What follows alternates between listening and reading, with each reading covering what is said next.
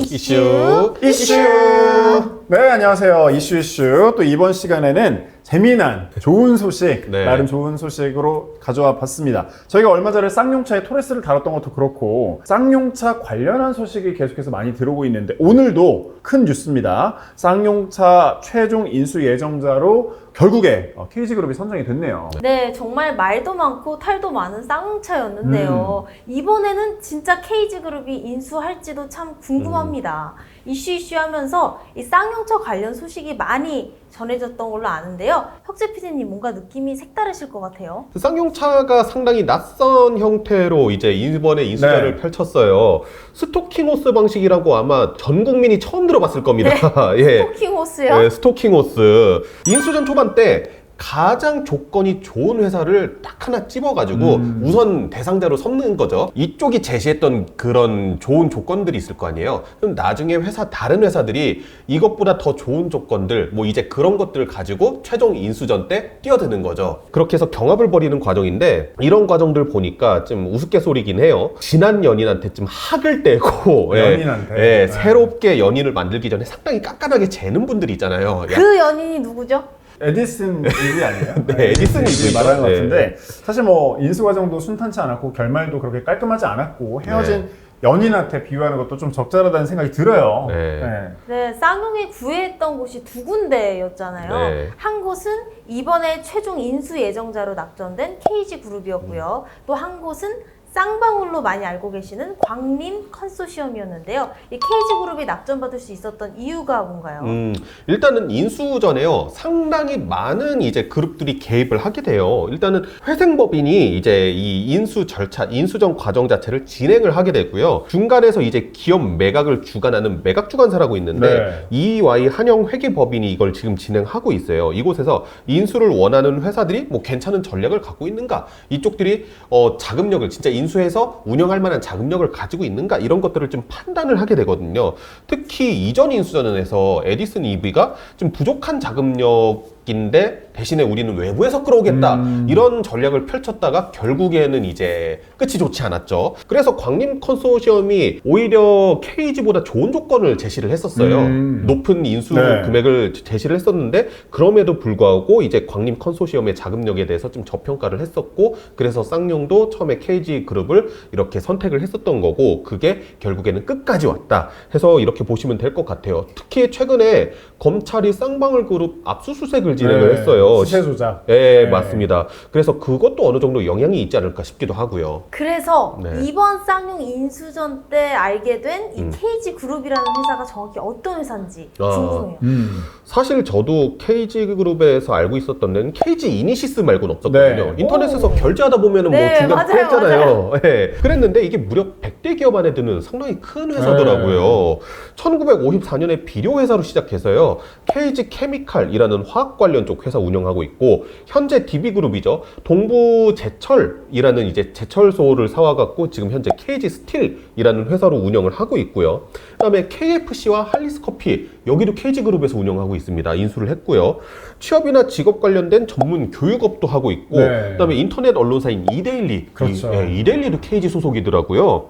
그러니까 대규모 인수를 통해서 사업의 규모를 상당히 광범위하게 키운 회사입니다. 잘 키워가지고 또 잘 만들어내는. 맞아요. 잘 인수해서 잘 맞아요. 만들어내는 그런 회사로 또 유명한데, 어쨌든 사람들이 그게 궁금할 것 같아요. 그래서 결국에 이 인수전이 해피엔딩으로 아주 행복하게 끝이 날 것인지 그런 부분 좀 궁금할 것 같아요. 모두 행복하게 살았답니다. 이렇게 끝이 나야 되는데 그러니까, 이번에는 해피엔딩으로만 끝나야만 하는 상황이에요. 끝나야만 하는 상황이요? 끝나야만 하는 상황이고, 뭐 저도 해피엔딩으로 끝날 것을 좀 바라는 사람 중에 한 명이면서도 낙관적으로 보고 있기도 하고요. 왜냐면요, 법인 회생 기간이 10월이면 끝나요. 10월 중순이면은. 근데 10월 중순까지 인수 절차가 마무리가 안 되면은 파산이에요.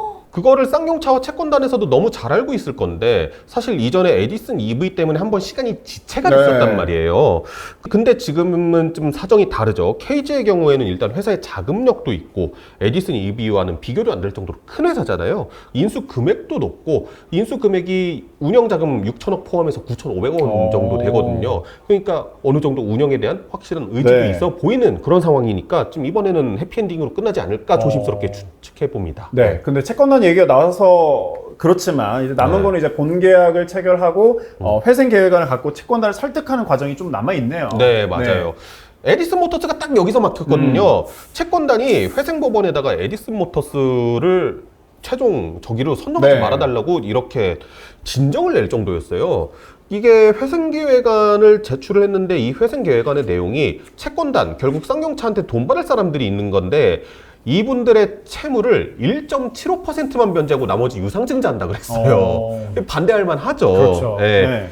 그래서 결국에 회생 계획안까지 제출을 했지만은 반대에 부딪히고 인수자금 내지 못해서 이게 상황이 그렇게 끝냈던 건데 채권단은 사실 어떻게든 손해를 메우고 싶죠. 메우고 싶은데 KG는 인수할 의지도 좀 있어 보이고 그러다 보니까 협의를 좀 잘한다고 하면은 좀 되지 않을까. KG그룹은 인수가 확정도 안 됐는데도 네. 자사 본사 앞에 있는 전광판에다가 토레스 광고 영상을 보냈어요. 아, 이미 우리 거다. 네. 벌써 그렇게 홍보하는 해도 되나요? 거죠. 뭐 제법 됐어요. 그거 해가지고 이거는 나중에 우리가 인수하고 나서 거기 돈에서 깎게 약간 이런 식으로 협의까지 되는 상황인 거거든요. 미리부터 홍보를 해주자. 약간 뭐 이런 느낌이네요. 그렇죠. 어차피 네. 우리 회사 될 거니까 약간 그러니까 진짜 딱 의지가 있어 보이잖아요. 벌써. 네, 아, 예. 정말 해피엔딩이 될 수 있을 것 같은 좋은 예감이 드는데요. 약간 그런 네. 거네요. 사귀기 전에 너 어차피 내 여자친구 될 거니까 네. 다 내줄게. 아, 넘어갔나요? 아무튼 네, 저희 이슈에서는요 인수 절차가 마무리되는 대로 또 한 번 또 방송을 하면 좋을 것 같다는 생각이 듭니다. 네.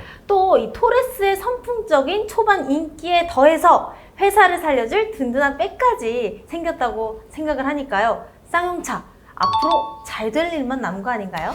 그쵸. 사실 아까 연인에 비교했으니까 네. 이런 얘기를 좀 해볼까 싶어요. 이게 에디슨 이브한테는 죄송한 비유긴 한데 이제 똥차 가고 벤츠 온다라는 얘기가 있잖아요. 네.